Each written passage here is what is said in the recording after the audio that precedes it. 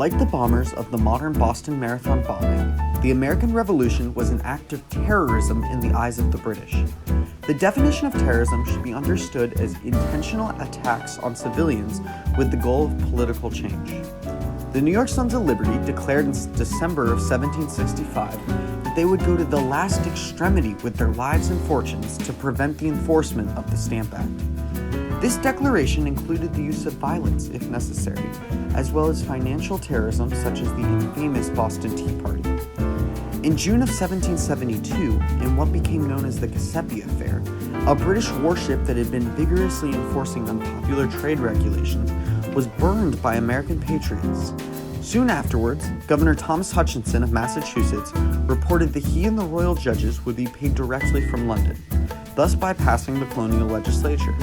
During a series of protests linked to the Sons of Liberty, colonialists burned and sacked the house of the Massachusetts governor.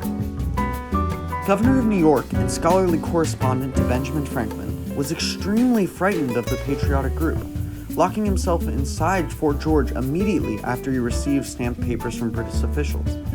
A few hours after receiving those papers, a mob captured the governor's coach and reduced it to a pile of ashes.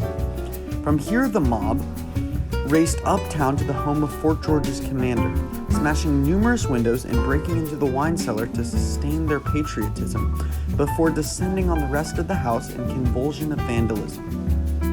Tarring and feathering of loyalists was a common practice carried out by the more radical elements of the organization. The decision on the Sons of Liberty comes down to a variation on an old saying: one man's terrorist is another man's patriot. It is of the utmost importance to acknowledge that applying contemporary judgments to actions that occurred in the past, when societies were quite different, can lead to false conclusions. The bombers of the Marathon bombing were not fighting for liberty, but instead hatred. Not freedom, but pain. They were far from the terrorists that the British